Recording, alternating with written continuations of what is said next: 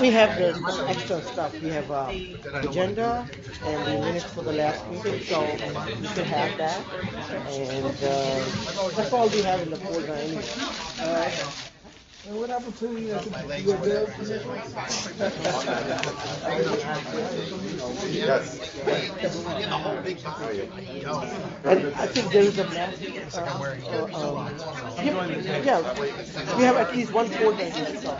But aren't they like wider, like all the way down? And Yes.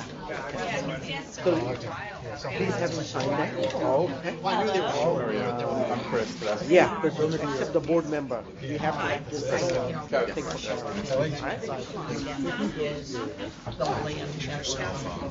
Nothing more embarrassing than a crucial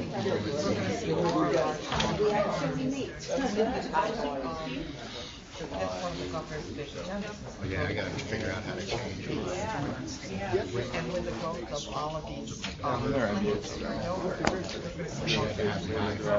Make sure that you get the time sheet. Yes. Okay. You might be interested in that. May not be able to vote on this today. Because a large issue with complex form. Are you graduating this year? So we'll see how it evolves. Yeah, see how it evolves. If we're still not having, or it sounds like we need more time to consider. But this is the first time it's on, so we can get it June. We can always bring it back and tweak those points and then bring it back and vote in June. All right. Do with their iPhone. All right, is everyone ready? Yep. You're in New York.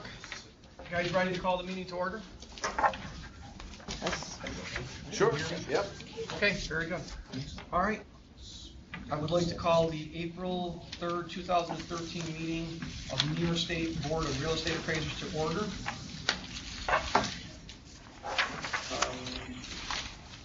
First item is introductions, roll call, and quorum announcements. Would you like to start and introduce yourselves now down in New York? Ernest, you want to start? We'll work around the table. Yes, Ernest Delaney, New York State Department of State. Matt Smith, board member. Chris Tedeschi, New York University. I'm Kevin Wong. I'm one of the RAs. Bill Migliori, also an RA. Vicki Klein, New York State Department of State. Akhil Qureshi, New York State Department of State. And a new visitor. David Wimpelberg, appraiser. Is everyone in New York? Carol? Carol DeSanto, board member. Lillian Levy, board member. Mike Elmendorf, Department of State. Keith Simon, Department of State. Carol Fansler, Department of State. Mark Mastrobuto, Department of State. And I'd like to introduce Donna Zoller, who has joined the Bureau of Educational Standards and will be working primarily with the appraiser discipline. Welcome back. Thank you. Whitney Clark, Department of State. Peter Gould, board member. Steve Raffaello, board member. Okay. We have done the roll. We do have a quorum. In your packets, you will find a draft of the meeting summaries from the Wednesday, November 28, 2012 meetings. I would entertain any questions at this point on the draft. If there are no questions, can I have a motion to accept? Second? Second. All in favor? Aye. So moved. I will have to correct myself. I would like to go to is there anyone in the public arena in New York City that would like to introduce themselves? We have Dave. Yes, and Dave Wimpelberg. Okay. In Albany, we have Rebecca Jones from Binghamton, New York. Brian Rogers, Regional Advisor. Thank you. I apologize for being. Hi, Aisha Battle, Division of Consumer Protection. Oh, thank you very much. Welcome, everybody. I apologize for my jumping the fence. Sorry, I would have had you set up if I didn't know you were. So we have passed the meeting summaries from November 28, 2012. Move on to agenda item 3, subcommittee and department reports. Enforcement update. Ernest? I guess Vicki Klein will be giving the enforcement update. Good morning. Oh, yeah, guys, Vicki, before you start, can you guys kind of move the camera so we can see everybody in the room? That's the microphone. Yeah, The camera? It needs to be moved down. Yeah, No, the other way, other way. Other way. Feather down. Keep coming. Keep coming. Keep coming. There you go. Now over to the left a little. See how that works. Can't see a keel. No, other left. I'm sorry. There you go. Keep coming. A little more. A little more. We're all here. And on your side, can you move the camera down? We couldn't see people Up. further up. Great, now you're gonna test me. Okay, That way? More. Get me completely out of the. There you go, Carol. Get me completely out of the. That's it. All right, That's perfect. good. Beautiful. Get in it. Now I can see Mark. I'm happy. You can't miss me or Mark. Peter, your hair looks wonderful. Now that the humor side is over, back to me. Vicki, would you like to give us the update on enforcement? Sure thing. All right. Year to date so far, we have received 20 complaints. 17 of them are pending in enforcement. 3 were closed as null complaints. Generally, these are complaints where there was actually no active license. Okay. Of the complaints we've received, 11 of them have come from public, 3 from banks and lending institutions. Okay. 1 AMC complaint, 2 other appraisers, 2 government, and 1 state versus. Carol, I'll send you all these statistics so that you'll have everything for the minutes. Okay, thank you. Yes. Because I know this is a lot of numbers throwing out at you, and there's going to be more. Year to date, last year, we had 34 complaints.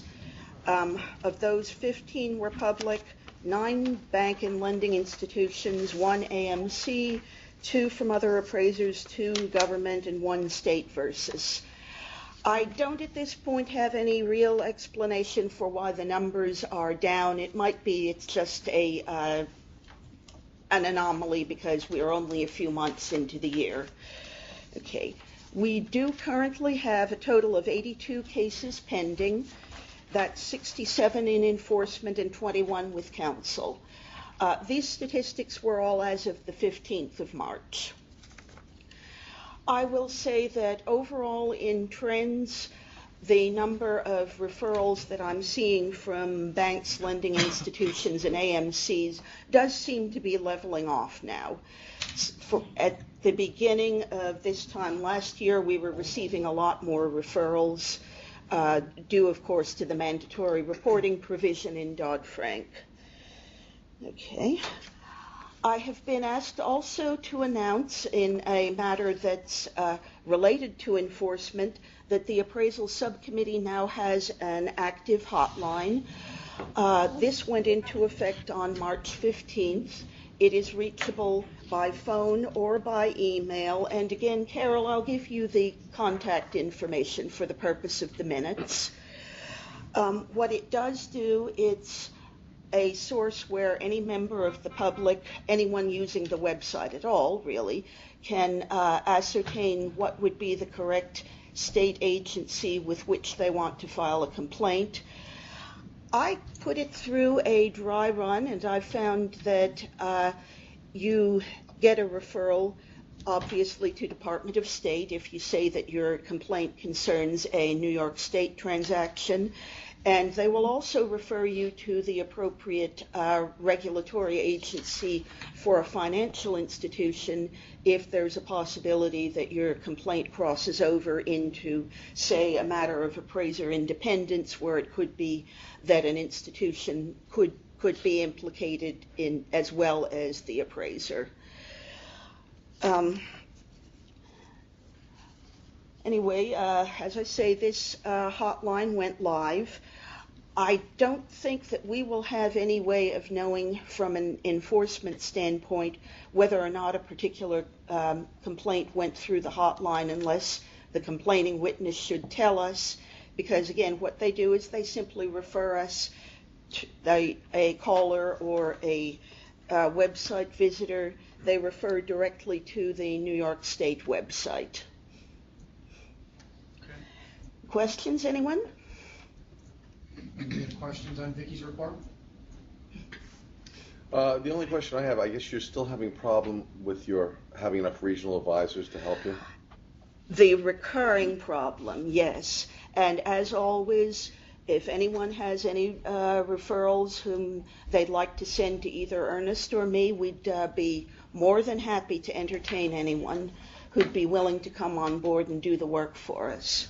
Okay.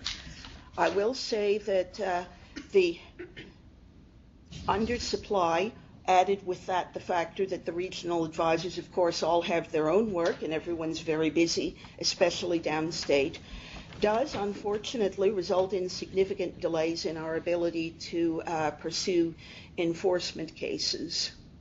Out of the cases you have right now, how many are downstate? The 75%, 50%? I'd say more than 50%, probably 60 to 75%, just roughly speaking. Very significantly more downstate than there are in the rest of the state. That would also balance the fact of the number of appraisers that are downstate versus upstate. If you were to look at the numbers, the ratio is probably pretty close. In that regards. Okay. Yep. Are there any other questions for Vicki and her report? Whitney, I'm going to ask a question that's kind of in the realm of this perspective. At the November meeting, we discussed that we were attempting to get more money for the regional advisors. Where are we in that? That I don't know. Vicki, have we received anything from budget or fiscal? Not to my knowledge, although Mike actually might know better the status. Last I heard, our request still is before budget. Yeah, the last I heard, it had passed internal review, and we're waiting for approval from the Department of Budget. That's about consistent with what I've heard. Okay. Vicki, and just for new board members, go on, I'm sorry. I'm sorry. Do you know what our cost is annually that we have to pay the regional advisor? I can't believe it's very high at all. Well, we ran the numbers at one point, and I think it comes out to that we're requesting roughly 4 to 6 reports a month, completed reviews, and an average review costs us between $300 and $400, allowing for how much time the appraiser needed. So I don't have a calculator in front of me, but you can get a general picture from that. Right. So I mean, basically the amount that we're requesting is very small. It's not a large amount of money, and I don't think historically, if you actually look at submissions from the regional advisors, that the numbers are onerous at all. I don't think so either.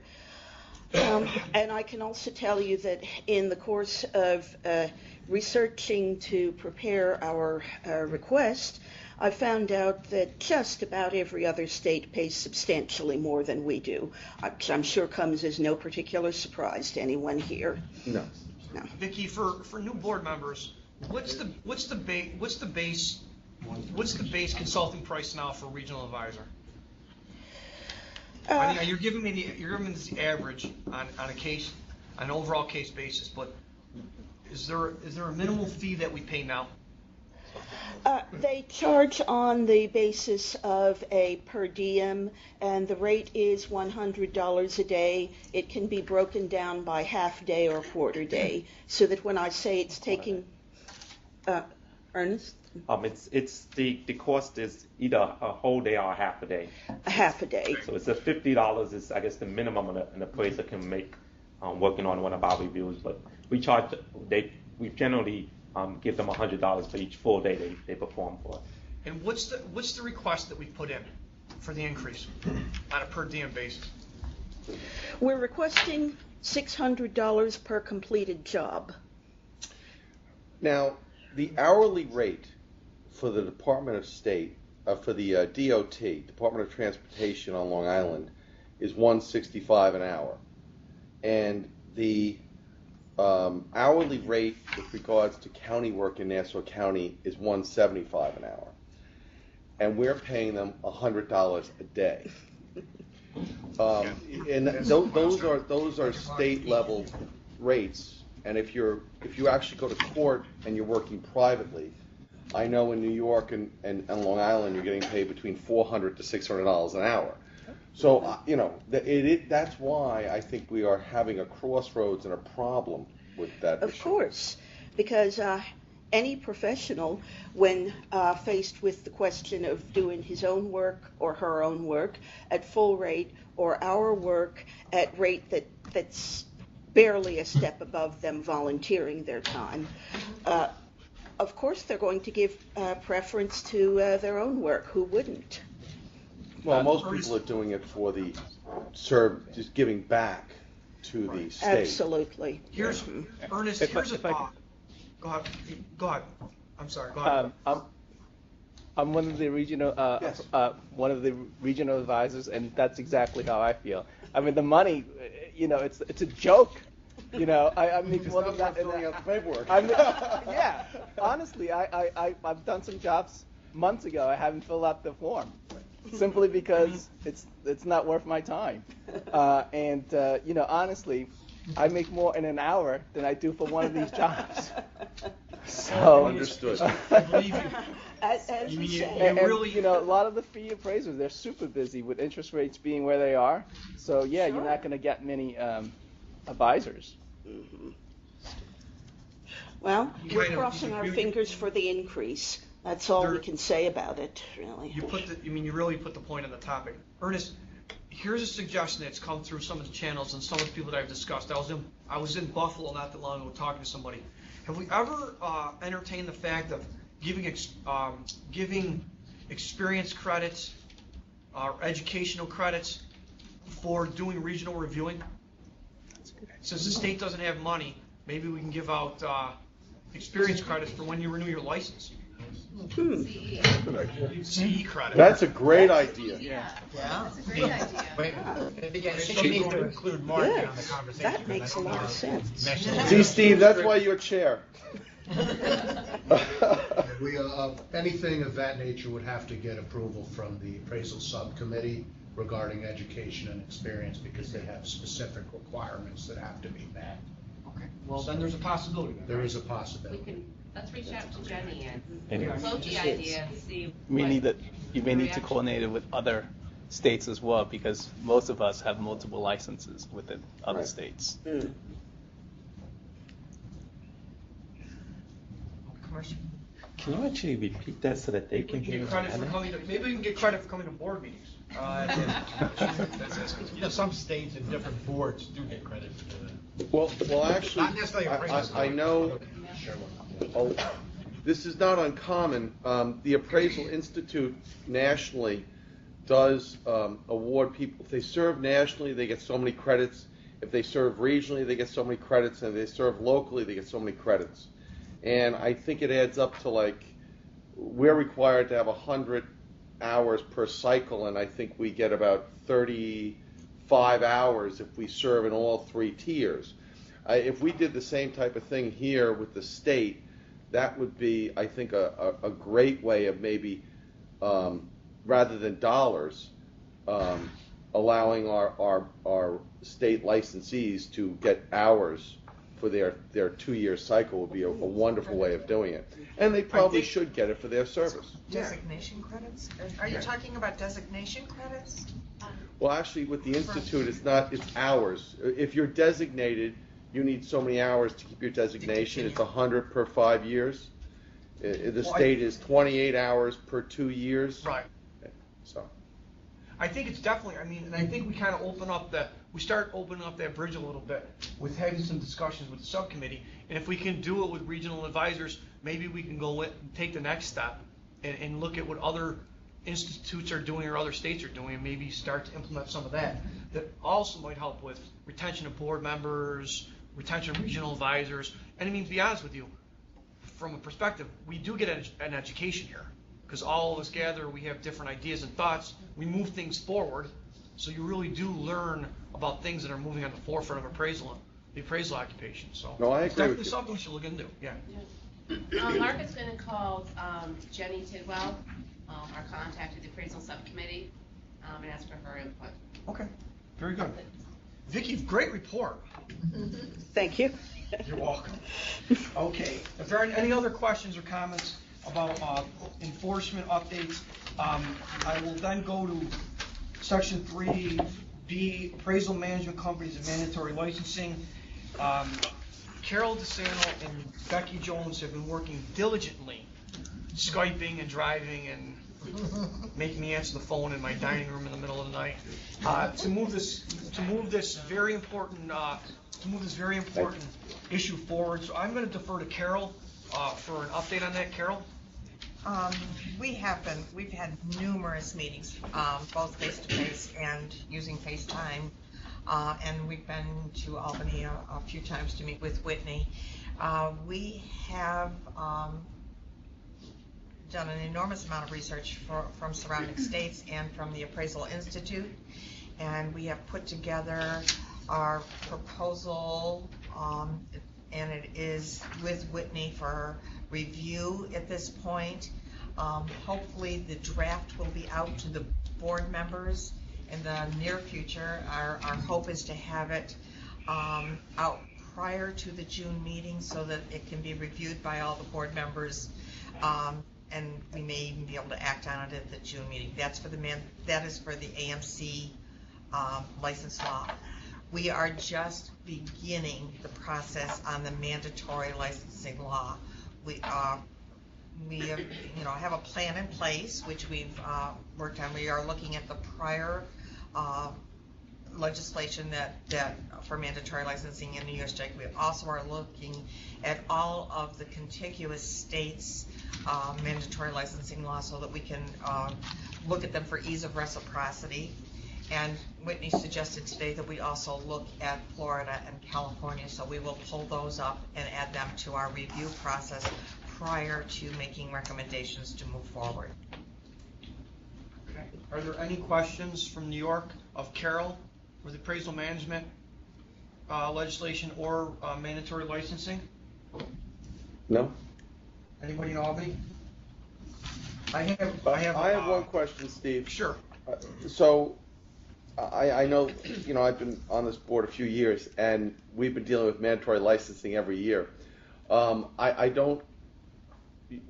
guess my question is, I don't think we're going to see any legislation this cycle. No. Are we looking towards next year? We're looking toward 2014, yes. Okay, thank you. A comment about the appraisal management company legislation. I will tell you that initially when myself and Carol and Becky started this, more with Becky and Carol, they looked heavily into the Pennsylvania law, because in the Pennsylvania law it referenced their mandatory licensing bill in a number of places. We got through that. We had an initial meeting with Whitney, and then went back out, looked at the Appraisal Institute's. We are also referencing that in that legislation. We actually have a proposed law number for mandatory licensing that we'll reference in the management law. So we've looked at both the appraisal. They looked at heavily on the Appraisal Institute's language on it, and with the Pennsylvania and the Illinois law when it comes to the appraisal management. Mm-hmm. So we've taken it, and at different functions for NYS or NYSAR, we've met with the realtors and some AMC heads themselves. We've gotten their input.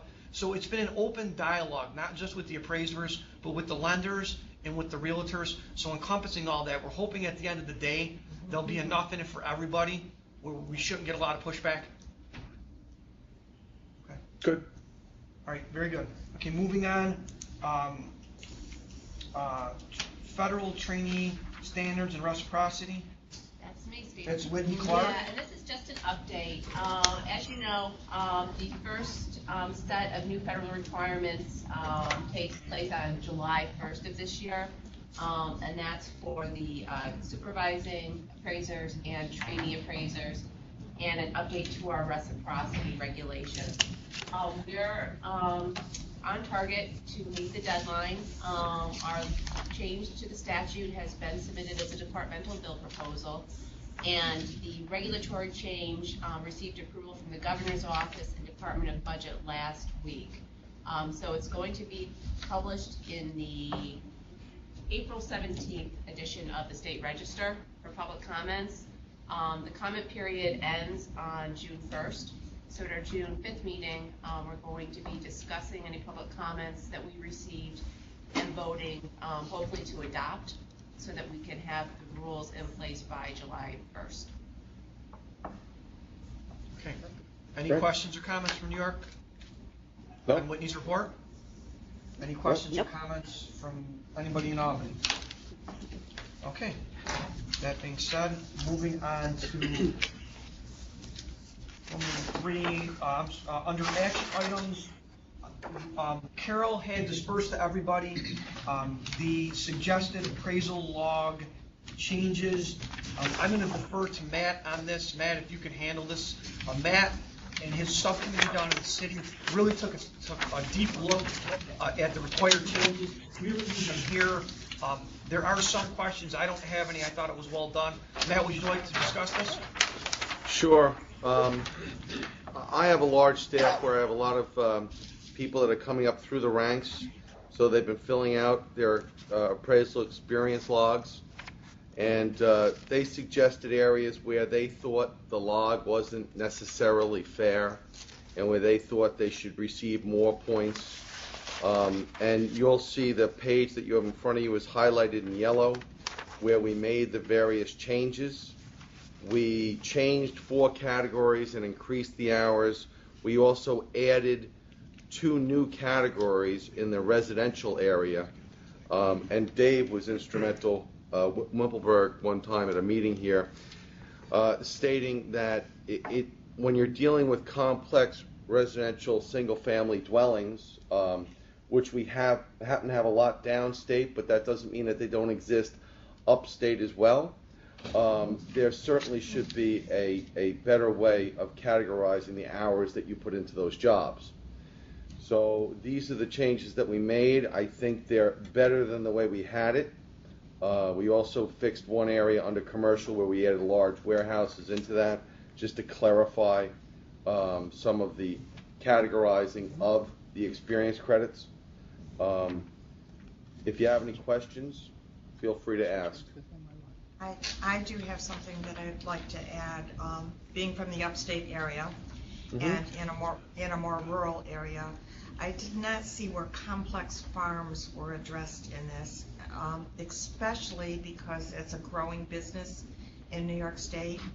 I live in an area where there are very large dairy farms which are feeding the new yogurt plants. It's on the governor's agenda to grow this business. I don't think that they're adequately addressed here. These farms can be, and it isn't about the amount of acreage, it's about the quality of the land and the variance and values of different soils, the complexity of the buildings involved in the farming. There's just numerous things, and I just feel that falling under the residential, under farm, it's not a residential appraisal, and it wasn't addressed adequately under just land. I think farms should be a separate, complex farms should be a separate category. It's more like commercial or manufacturing, really. I would agree with you. As a matter of fact, even though I am downstate, I do live on Long Island, and we have a ton of farms. Yes, lots of large farms. And one of the areas that my appraisers had a problem with was the vacant land and the farm category. Yes. Now, we didn't break out the farm into a complex farm, but I certainly would have no problem with that or understand that would be needed. So we could certainly add that category in. We see and them try to figure. We actually see them with multiple residences on them, multiple buildings, complex land valuations, so I just think it needs to have a little bit more like you did with the residential complex properties. I think it certainly should give more credits for those complex farms. That's fine. Why don't you, the one thing that we would have to do there is we could put complex farm, but the next thing when we bracket it so people know what to put in there is really the catchphrase of what we're going to categorize it as. Is it multiple buildings? Is it a value that you want to be over? I'm not sure, so. And I think that there's so many variables which, because it's not even about the acreage, because we also have a lot of organic farms that may be smaller, but where it is even more complex than a non-organic farm. So it's difficult. I mean, we can certainly put a list. What of I'd things like to together. see is maybe complex farm, complex property, and maybe even throw wineries or some other uses in that Exactly. little catchphrase. Because that was one of the things that came up. We just didn't want to put down a winery down there. But maybe that should be in the complex farm category. Yeah, wineries and complex farms should probably be together. We would treat them similar. And I think that right now we're looking at wineries as more of, in commercial single tenant or even manufacturing, because they bottle wine in trying to do that. But by separating that out, it would make it easier to Why don't we do this? Matt, since you really took the lead on this, if you want to come up with some categories and email them up to Carol, and then Carol. I'll throw another category in there for the farms, and then we can get it out to the board. Sure, What I would ask right now, though, is that why don't we take what we have here and approve it, and then we can add to this, because this is definitely better than what we had. Absolutely. And then we can add the complex farm/winery type issue onto that as soon as we figure out the hours and how it should be worded. Okay, yeah, that's. All right? Okay, so I have a motion from Matt to accept the appraisal experience credits as they are submitted presently, and then we would amend this based on the definition of the complex farm. Are there any concerns from staff prior to us moving this legislation, moving this resolution forward? No. Okay. Keith, anything? No perplexed. No, I was just asking because I knew it was a rule, so I didn't know if we were looking to pass the whole rule and through the whole regulatory process and then amend that rule, or if Whitney's going to start drafting something up, and in the meantime you'll get to her with the additions, because I think the process is long to begin with. Yeah, what I'll probably do is I'll probably hold off on starting the drafting process for a couple of weeks to see if the subcommittees move forward on the complex farm, so that I can incorporate into one global rule. So do you not want to pass this resolution until June? You can go ahead. Okay. Yeah, you can, well, actually, we would have to vote on the changes to the complex farm, so maybe we should wait to vote on the entire thing in June. And that would have to be a public forum. We couldn't do that by We couldn't do it. No, we couldn't do it electronically. I mean, what I can do, I can start drafting and circulate the draft regulation to the board so that. All right. Would it help if I just said we could add a category in there under farm, said complex farm, and then in parentheses put down multiple buildings, multiple acreage, and/or /winery, and put down 40 hours and 8 hours to review?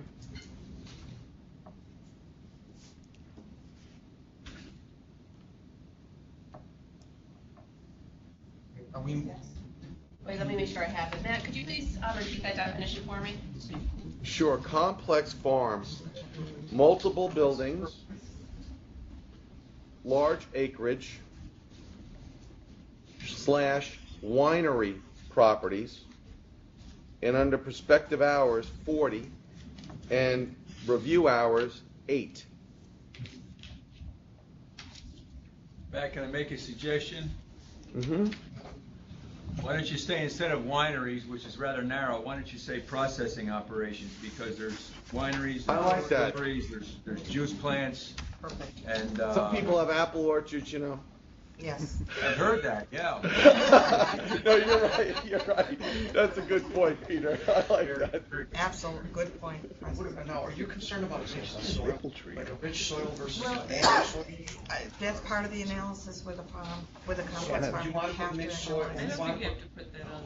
I don't think we have to make that part of it. I think the word complex farm probably and processing The plant. soil isn't as much of a concern because the soils are done by the Soil Conservation Service, and there, as Carol said, there are I don't want to say two types of soil, but two types of operation, organic and non-organic. Yes, and there's many different kinds of soil, which makes a difference in the price per acre. It really. Again, we're just looking for something where one of our people coming into this profession has a catch place to put this type of property into. So I think Peter's idea with using processing instead of winery is perfect. Okay, so I have a motion to amend the appraisal experience schedule to add complex farms,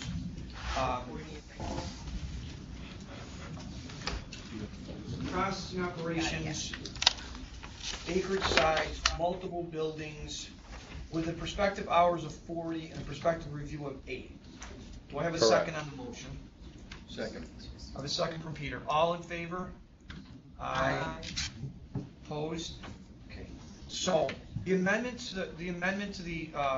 the draft is passed. We will now vote on the amended draft. Second motion to the draft, because it came from. I have a second on the motion of the amended draft. All in favor? Aye. Aye. Opposed? So passed. I have a question for drafting. Matt, right now, our regulation only has one general category for assigned hours. And I see in your draft, you've broken it down into standard and review. Is that the way you would like it reflected in the regulation, so that the applicant gets 6 hours for doing a single family residential, and then 1.5 for review? I'm not sure what exactly you meant. Now, as far as I know, currently we have the two categories, standard, Okay. and then the review category if you're doing a review on something or if you're doing the job. So that's on the log that's submitted with the application? Correct. Okay, so our application and our regulation Don't correspond. don't correspond. Okay. Yeah. I'll check with the program. Okay. All right. Any other questions or concerns on the appraisal log? Matt, I want to thank you and the individuals you work with that work diligently on this. We appreciate it. Upstate. No, our pleasure. Okay. Moving on to our next agenda item, new business. Anybody have any new business to discuss in New York? Steve, I do. Shocking as that might seem. I'm running into a little bit of a problem down in the assessment world, and as you know, that we can license people that deal with assessment work and deal with doing mass appraising. And I just think we have to bring it to the board's attention that we might have to consider an action item in the future. A lot of the states around us are looking into assessment legislation on when you have to assess your properties and how that process works. And like our neighbor Connecticut has all municipalities assessing every 4 years, and there's a lot of regulation. And I know that in Long Island, we have Nassau County, which is a special assessing unit, and New York City. And they're in the papers almost every other day regarding their assessment policies. And this is an issue that's going to constantly be coming up. So we just might want to be aware of how is that going to affect us and the licensing of our appraisers that do mass valuation work.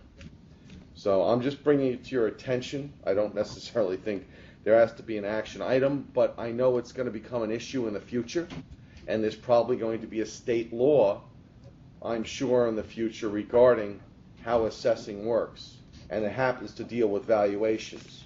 So I don't know where we are in that whole mix. Okay. I mean, I know that, and it could be a lengthy discussion, because I know that there are certain state laws that require that a town do a physical update every 5 years. At least that was my knowledge of it, but I'm limited in my knowledge. I don't do a lot of assessment work. I happen to do a lot of assessment work, and we don't have anything statewide that governs that issue. But I have a feeling it's going to be in the forefront in the future. Okay. So we should just be aware of that so we're not caught in a problem. Should pay attention to what might be coming down the pipeline on it and how it Correct. affects the licensing of our individuals that are doing that type of work. Okay, Correct. Thank you, Matt. Is there any other public comment from anybody in New York? That was new business. I'm sorry, new business? Wow. Steve, you have one up here from Dave. Dave, go ahead. Sure. I want to thank Matt for his Dave, work why on don't that. you, can you see Dave? Yeah, we can. Okay, great. Now. Go ahead. Okay. First, I wanted to thank Matt for his work on that. And not only did he address the issues that I had brought up, but there were actually some issues I was going to bring up today, like the land and the farms.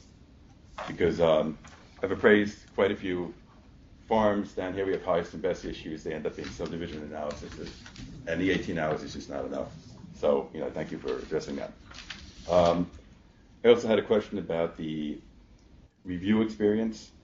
A lot of reviews that are done nowadays include a review and an opinion of value. Does that count as just the review, or is it the 1.5 plus the additional points for doing an appraisal? I guess you're asking me specifically, and I don't want to be the all-knowing on that, but obviously it counts as the review. It depends on how much depth you go in your opinion of value, I presume. Okay. If you end up doing a whole nother report, it would be a report. But it's a hybrid, and again, this log or schedule doesn't catch everything. Right. You sort of have to put it into that category and then see if it passed muster. Okay. Well, I mean, in situations like that, if you determine a new value, you're falling into a new standard or a new section of use pattern. I mean, just because the hours on the experience credits govern one thing, as a practicing appraiser, you have to meet a minimum requirement of use pattern. So if you go from a review to now a new appraisal, is this question that if you establish a separate value, are you now reporting instead of reviewing? And will you now get 6 hours instead of 1.5? Well, actually, both, because you're doing a review and an appraisal. For bank work, this is a problem. A lot of times they just want one form, and they want the review and the new opinion of value on the same form. For other types of work, they may want the review and a separate appraisal on the property as part of the agreement. Now, in your file, when you do your new opinion of value, knowing how diligent you are, David, I'm sure you have all the support documentation on that new value. So in essence, you probably could get credit for both. Okay. But if someone just blindly reports a new value and doesn't have all that documentation, you understand. Right. Okay. Exactly. So, David, if you fall within compliance of use pattern of preparing a separate report, then, I mean, looking at the log credits, you should get a credit for the review and a new report, as long as if you met the minimum requirements of use pattern for that report. That's what I thought. Doesn't matter what the reporting is. Right, exactly. I hope we answered the question, David, didn't confuse you Yes. more. Because if Thank we you. can't answer, we generally just confuse people so they don't ask it again. And we just make it up anyway. We make it up anyway. Make it up as you go. I also had a question that a couple of appraisers were asking. We have the new requirements from the AQB coming in January of 2015. And some appraisers were asking what happens if their applications are pending at that time. Because it may take a few months to get their experience approved and then take the test. Is that a drop dead deadline where if it's pending it doesn't matter, that's the end of it and they have to start over? For the experience. Whitney, I think this one goes to you. Drop dead deadline with the new criteria that took effect in January of 2008, so I assume it would be the same scenario with the 2015 requirements. But I think anyone would really want to meet all of those requirements at the time of submission. So the I think answer is get it done before that date. application Okay. would determine whether or not they got the information in within the time frame. Does that answer the Okay. question for you, Dave? Yes, so, Basically, it's a drop dead date. okay. So people that are asking me, I'm going to tell them be plenty of time before they apply. And I also had one more question. Had a problem with my commercial application again, and it's related to the breakdown of the experience requirements. And I guess the best way I can explain it is there's certain ratios in the different categories. We need 3 different categories. One needs 60%, and you need 20% in 2 of the other categories. One of the things I see that's a problem with that is the first thing is the wording is absolute. It's must. You must have 60%, you must have 20%. So if you have 21%, 19, and 60, that wouldn't qualify according to the wording on there. And that's the way it seems to be applied on the application. Also, another problem is the amount of hours you need in those categories is variable. For example, you only need 2,250 hours of commercial experience. That's the minimum. Based on that 2,250 hours, you need 450 hours in 2 categories. Those are your 20% requirements. And 1,350 hours in the other categories. Now, what I did on my application is, because of the residential hours, it would take me about 30 or 40 pages to add those additional 750 hours. So I just put 3,000 of commercial credits right in my application. I have the 450 and the 450 in the 2 categories, but it throws the ratio off because based on 3,000 hours, I need 600 points. So. And you were denied because of that? Yes. You're right. I mean, you know what? I'm gonna have some clarification because I'm not a commercial appraiser. But if you meet the minimum 2,250 hours, but you're submitting an additional 750 hours based on your residential experience, right? Yes. No, I'm sorry. The additional 750 hours is actually commercial experience in my application. His mistake was he put down too many commercial hours. Exactly. Yeah. Which you would think once you get to the minimum, that would be the Correct. end And with he it. would fall. And Dave, your ratios would fall correct if you didn't submit the additional 750 hours? Absolutely.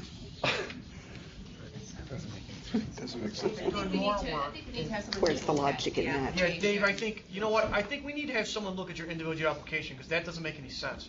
Fine. I have it right here. All right, no problem. We will. All right. Well, thanks for bringing that. We will look into that. Changes That the should not be. percentage, and the processes are looking for that specific percentage.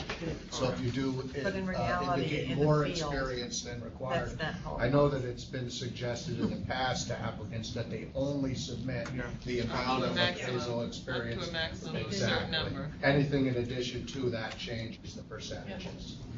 But that should Go be ahead. explicit on the application. I agree. Submit the 2,250 hours. I mean, normally you would That's think the that processing. giving more than necessary would be. It hasn't changed. The appraisal applications now processing? Yes. All right, are there any more? Well, thank you for bringing that to our attention. I'm sure we'll straighten that I don't out. thank you, David. Ernest, go ahead. Well, the applications as they come in, they're first reviewed, evaluated by the processing unit before they go on for further auditing.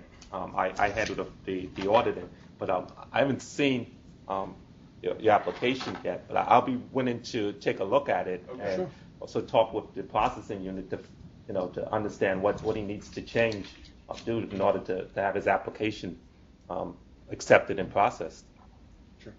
I think part of it is the timely, to be able to get back to an applicant in a timely manner. If it's bogged down in processing, to be able to get back and communicate with them is very important. This is their livelihood, and they're trying to move forward with getting a license approval. And they've already put in all of these hours, and it sits there, and they don't know what's wrong. And I've had calls on that from appraisers from around the state saying, I haven't heard back. I don't know where it's at. I don't know what to do.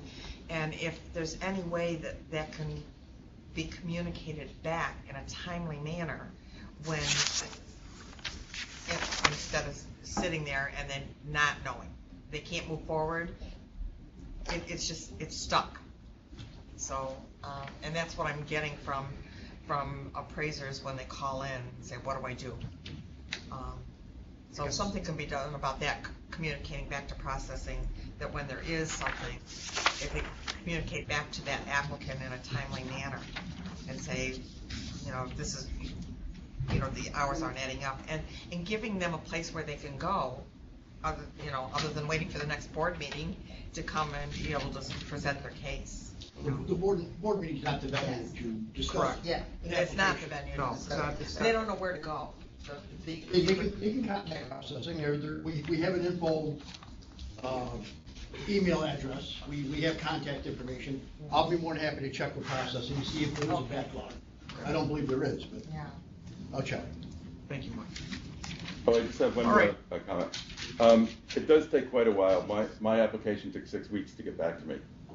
And another thing, certain states, I know California is one of them, actually have something on their website where you can go to find out the,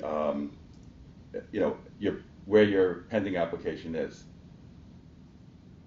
Okay. I haven't investigated it any further than that, but I believe you can go in there and see if it's been accepted or it's being reviewed or something like that, which might be helpful. Well, New York. And that will happen in New York State. We're working towards e-licensing, where there will be transparency. But again, this is not the forum to discuss your application. All right, Dave, do you have any other general questions that don't apply to your specific application? We appreciate all the good information that you've brought forward. No, nothing on the application. I just wanted to bring up that ratio point in case it comes up with other people in the future. No, that's a very good, it's a very valid point. We appreciate you bringing that forward. Okay, thanks. Okay. Is there any, I guess we jumped from new business to public comment. Is there any new business in Albany? Okay. Is there any other public comment in New York? Okay, public comment in Albany. Okay, there's no public comment in Albany. Carol, I believe that we have a June date already solidified. Would you like to tell us what that is? That is June 5th. Okay, June 5th, 2013. The next time you see Steve Farrell tap dancing on the screen. Okay. If there isn't anything else. Whitney, one question, Steve. I know, and I've stressed this a number of times, we certainly have to add some more new board members whenever we can. I know I have one person down here who's interested. I guess, Whitney, it's up to you to try to figure out how we're going to get them through and onto the board. But it would certainly make it easier, because if one of us had one mishap this morning or I was stuck in traffic on the LIE, we don't have a quorum. So, Matt, you can email me his or her resume. I think Carol does have it. Carol has it? Okay. Yes. Okay. We do have one new member that was just added. Right. We do, Christian, and he'll be at the next meeting. He just couldn't make it. Oh, fantastic. Yeah, we do have a new member. Matt, what was the Now, person's name? is he a generally certified, do you know? I don't know. I have no idea. Okay. I don't believe so. I think As we it's move Fraser. people onto the board, we need to be conscious of the balance of the complement that we have here to make sure we're staying within compliance of the subcommittee. Right. So we need to have another generally certified individual on the board to stay in compliance, because there's a board member that we presently have that has had some health issues, that hasn't been able to make meetings, and I don't know what his future holds on the board, but he can't step down until we have another generally certified person on the board. I've had discussion with Carol and with Matt and with Whitney about moving people forward. Unfortunately, the budget process is just going to bed here in Albany, and hopefully within the next few months we can move some board members through. Okay. We also Great. submitted another commercial, we have submitted the name of another commercial appraiser upstate. Okay. He's in the room. And, that was a few months ago. He is a general certified appraiser with a lot of experience. So having one, submitted one downstate and one upstate. So there's at least two pending? There's two pending. Okay, I can check on the status. Yeah. That'd be great. So at this point, we've moved members forward. Mike, one thing, Steve, before you look, Ernest? Yes. Before everybody adjourns, will you make sure that you look at that gentleman's application? Yes. Thank you, Ernest. Thank you, Mike. Into New York and Albany, I have to extend my appreciation for everybody that comes, that participates. We're moving things forward as fast as Albany will allow us to. So I appreciate everybody traveling and everybody being on subcommittees and moving items through. I have a motion to adjourn.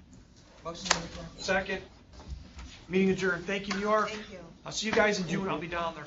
You did a great job. Matt, you're taking me to lunch. Just so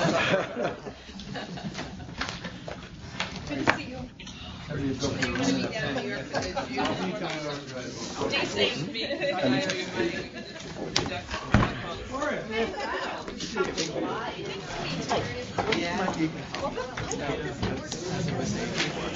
I heard, Carol said, should I try to play the chase for 1 minute? Bobby, stop. Lily and Levy, nice to meet you. Nice to see you, Kevin. I did that calendar. Happened to me one other time. We're gonna go have lunch. And I kept saying, this doesn't sound right. It was so bad.